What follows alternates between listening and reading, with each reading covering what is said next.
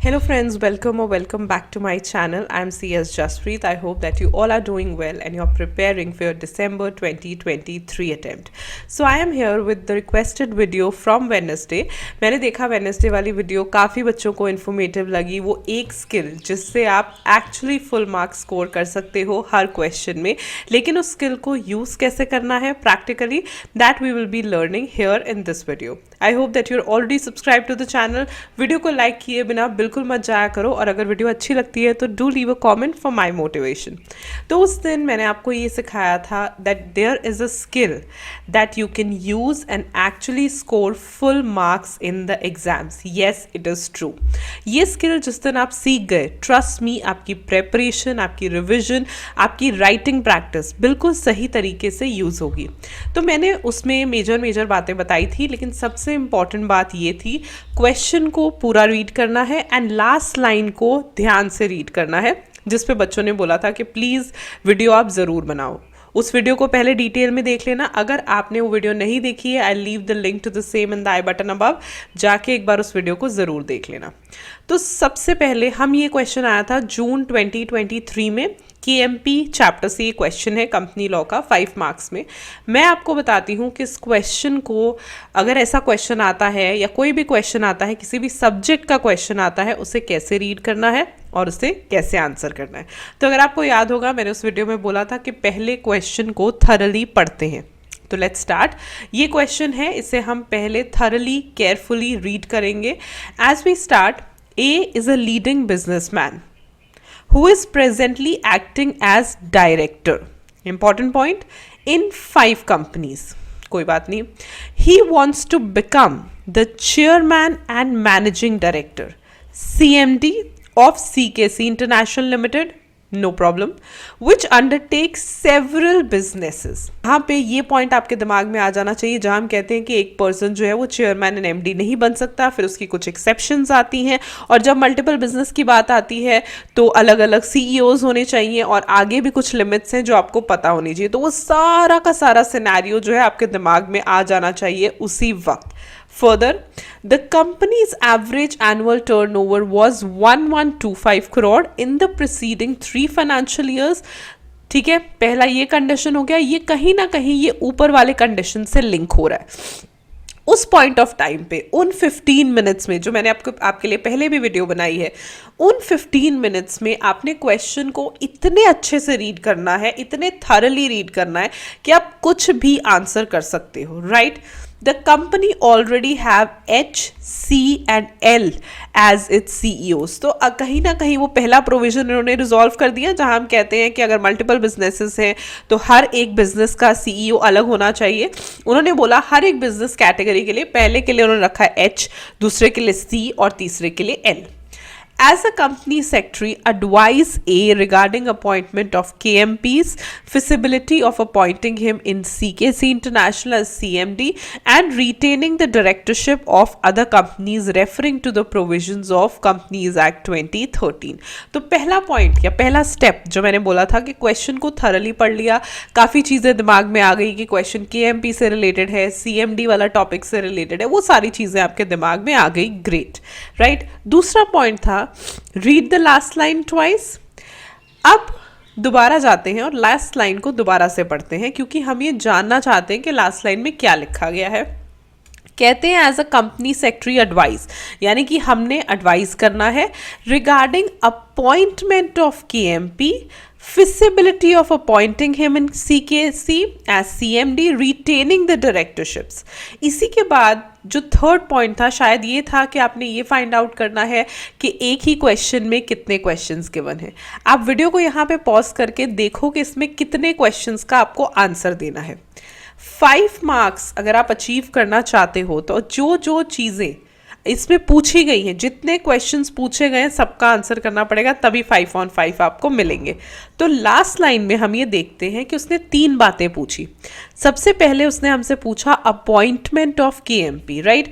First thing which is being asked is appointment of KMP. तो हमें जो भी प्रोविजंस पता है अपॉइंटमेंट ऑफ KMP के बारे में, वो हम यहाँ पे मेंशन कर देंगे.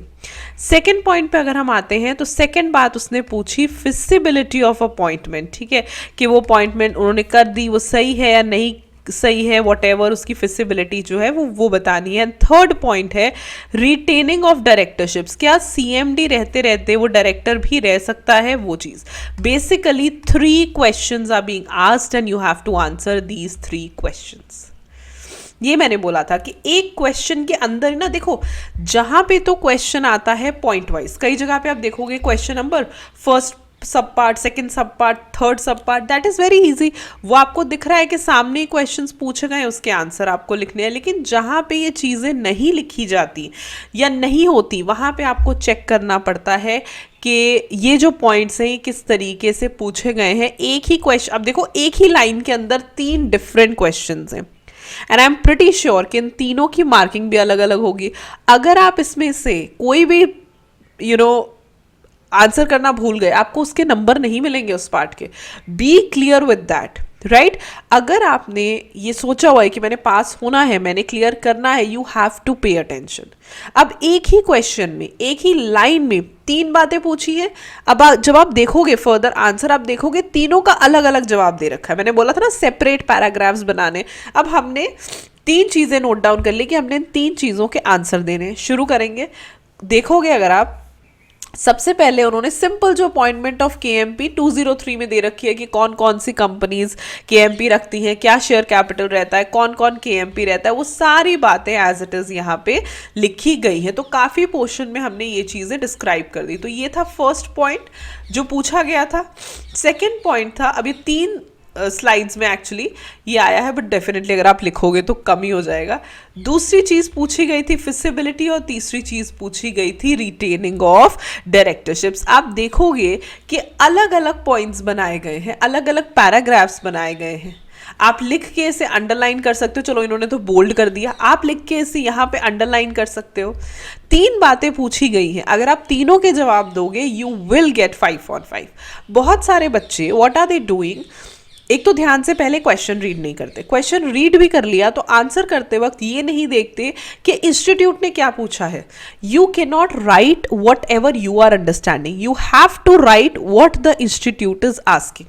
जब तक आप उनके पूछे हुए क्वेश्चन को आंसर नहीं करोगे, it would be very very difficult to score in such exams. ये सारे इन कम्पिटिटिव एग्जाम्स की बात है, आपको देखना पड़ेगा। This is your skill of testing कि क्वेश्चन में पूछा क्या गया। 3 बातें पूछी गई थी, तीनों बातों के आंसर आप लिखोगे 5 on 5। और 5 on 5 ना भी मिले, कहीं थोड़ा बहुत रह भी जाएगा, तो 4 on 5 तो आपको मिलेगी ही मिलेगी अगर आपने करेक्टली आंसर किया है, सारे पार्ट्स को आंसर किया है। Let me be very Frank and honest, अगर हम अपना थोड़ा सा टाइम सेल्फ रिफ्लेक्शन में लगाएं, अगर हम अपना थोड़ा सा टाइम इस पॉइंट पे लगाएं कि हमसे कहाँ पे गलती हो गई या कहाँ पे हम पीछे रह गए, तो we can actually score well in the upcoming exam. ठीक है, बजाय के दूसरे की गलती हम पॉइंट आउट करें, आपने एक बार बता दिया, दूसरे की गलती लगा दी, आपने ब्लेम कर दिया, पॉइंट खत्म।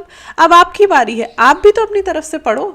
बिना पढ़े तो बिल्कुल नहीं आपको नंबर मिलेंगे, राइट। और लिखो, पहले ये फाइंड आउट करो क्या पूछा गया है और फिर उसे अच्छे से आंसर करो, यू विल गेट मार्क्स। बहुत सारे बच्चे इस मिसकंसेप्शन में रहते हैं कि हमने तो सही लिखा है लेकिन हमें मार्क्स नहीं मिले, but the technicality is this, sometimes even you are answering it wrong or you are interpreting the question wrong or you are not answering all the parts। अब इन तीनों पार्ट्स को जिस बच्चे ने आंसर किया है 5 on 5 नहीं तो उसे 4 on 5 तो मिलेगा ही मिलेगा। सही से आंसर किया, तरीके से आंसर किया, तीनों पार्ट्स को आंसर किया। लेकिन अगर आप कहो कि हम एक ही पार्ट को आंसर करें और हमें 4 on 5 5 on 5 मिले, वो नहीं मिल सकता आपको। It's like my humble request, instead of pointing fingers on others, थोड़ा सा सेल्फ रिफ्लेक्शन करना सीखो, which is really lacking। मतलब बहुत सारे बच्चे हैं जो सिर्फ they are busy in finding the blames and errors of the institute। आपने बोल दिया ठीक है, अब आप अपने ऊपर भी तो काम करो। दिसंबर तो आ गया, पेपर तो हो ही जाएंगे, राइट। सो प्लीज़ थोड़ा सा सेल्फ रिफ्लेक्शन करो और जून के पेपर को एनालाइज करके देखो ऐसा क्या पेपर था कि जहाँ पे आप चूक गए, कहाँ पे आपकी गलती रह गई जिसे आप करेक्ट करो और दिसंबर में क्लियर कर पाओ। It's a humble request from my side. ये एक तरीके का क्वेश्चन था। अब एक और तरीके का क्वेश्चन मैं आपको दिखाती हूँ, दैट इज दिस वन। इसमें आप देखना मैं मेजरली 2 ही एग्जाम्पल्स यहाँ पे ले रही हूँ। अगर आपको ये वीडियो पसंद आती है और आपको लगता है कि किसी और टाइप का मुझे एग्जाम्पल लेना चाहिए, feel free to comment below, I will definitely come up with the example, right. या आप भी मुझे सजेस्ट कर सकते हो कि मैम इस पास्ट ईयर क्वेश्चन का, इस पास्ट ईयर पेपर का ये क्वेश्चन आप हमें सॉल्व करके दिखाओ। I would definitely love to do that, right. ये दूसरे टाइप का क्वेश्चन है, मैंने 2 ही एग्जाम्पल्स अभी इस वीडियो के लिए पिक करे हैं, इसको अब ध्यान से पढ़ना। ये 4 मार्क्स का है। X is a 20-year-old BCom graduate, ठीक है, who is son of Y, aged 70, a top businessman in India। ठीक है, दोनों में कुछ ऐसी खास बात लगी नहीं। दूसरी चीज़ हमने देखी that he wants to appoint his son as MD। उसी टाइम पे आपके दिमाग में ये चीज़ आ जानी चाहिए कि 21 ईयर्स से बिलो तो हम रख ही नहीं सकते MD, डिस्क्वालिफिकेशन अट्रैक्ट होती है, एंड प्लस 21 ईयर्स से बिलो रखने का कोई प्रोविजन भी नहीं है, कोई इनडायरेक्ट रूट भी नहीं है, ठीक है, and continues to be the managing director. अब इसी के अंदर ना 2 बातें आ गई। पहला उसने बोला कि वाई जो है, ये जो 70 साल का आदमी है, ये अपने बेटे को MD बनाना चाहता है जो कि 20 साल का, जो बन ही नहीं सकता। यहाँ पे तो बात ही खत्म हो गई। And continues to be the MD of another group company. अब आपको पता है 70 ईयर्स से अबव जो है वो MD नहीं बन सकता, लेकिन इसे रखने के प्रोविजंस हैं, तो वहां पे हम बात करेंगे, वो आपके दिमाग में आना चाहिए अभी, right. Examine the validity of the proposals explaining the procedure so and so as per the provisions. ठीक है, एक बार आपने क्वेश्चन को थरली रीड कर लिया, तो थरली रीड वाला क्वेश्चन होता है ना, वहां पे जो इनिशियल पॉइंट्स हैं वो आपको देखने होते हैं। जब मैंने बोला कि लास्ट लाइन को दोबारा पढ़ो, यहाँ पे आप दोबारा पढ़ोगे तो examine the validity of the proposals explaining the procedure of such appointments as per the provisions of companies act. जब भी ऐसा कोई क्वेश्चन आता है जहाँ पे वैलिडिटी ऑफ प्रपोजल्स की बात आती है, तो आपने क्या करना है, you always have to go back and check here कि कितनी बातें बोली गई। पहली बात ये थी, ठीक है, दूसरी बात ये, टेक्निकली इसी लाइन में 2 चीज़ें हमने देखी जिससे हमें वैलिडिटी बतानी। एक ये कि जो उसका बेटा 20 इयर्स का है, क्या वो MD बन सकता है। दूसरी बात ये जो खुद 70 इयर्स का है, क्या ये एज एन MD कंटिन्यू कर सकता है। हमें इन दोनों की वैलिडिटी बतानी है। Again I am repeating, question क्या पूछ रहा है वो देखो एंड आंसर अकॉर्डिंगली, राइट। तो ये बहुत ज़रूरी है चेक करना कि वैलिडिटी ऑफ प्रपोजल में हमने दोनों बातें बतानी है, ठीक है। तो वी स्टार्टेड कि 196 में पहले तो उसने सारी डिस्क्वालिफिकेशंस ही बता दी कि no company can have so and so, सारी बातें लिख दी। लिख सकते हो तो नथिंग लाइक दैट, राइट। इसी में से हमारी डिस्क्वालिफिकेशन अट्रैक्ट होती है कि 21 ईयर्स के बिलो नहीं है, लेकिन 70 ईयर्स के अबव जो है वो आपके पास जो ऑप्शंस रहती हैं वो ऑप्शंस जो है आप यूज कर सकते हो। फिर उसके बारे में आप हर चीज जो है एक्सप्लेन करके बताओगे। इसके बाद एंड में आ जाता है कंक्लूजन, जो आपने जरूर लिखना है। Likewise I told you right the conclusion if needed, right. तो इस तरीके से आपने क्वेश्चंस को रीड करना है, क्वेश्चंस को एनालाइज करना है। अगर आप इस तरीके से क्वेश्चन को रीड करोगे, एनालाइज करोगे, आंसर करोगे, you will score the highest, right. उससे क्या होता है कि आपने जो प्रिपेयर किया, आप जब तक आप करेक्ट आंसर नहीं लिखोगे, you will not be able to score well. This you have to understand. भले ही अच्छा लगे, भले अच्छा ना लगे, but this you have to understand कि जब तक आप अच्छे से ये बात नहीं समझते हो कि हमें ये चीज़ आंसर करनी है, you really can not answer correctly. ये नहीं होता कि हमें ये बात समझ आई, हमने आंसर किया। इंस्टीट्यूट ने क्या पूछा है उससे आंसर करो and you will score the highest. I hope this video helps. मेरा मोटिव सिर्फ आपको मोटिवेट करना एंड ये सिखाना है कि हम किस तरीके से जो चीज़ें हमारे कंट्रोल में है उसे मैक्सिमम टू मैक्सिमम यूज़ करके अपने अपकमिंग अटेम्प्ट को क्लियर कर सकते हैं, राइट।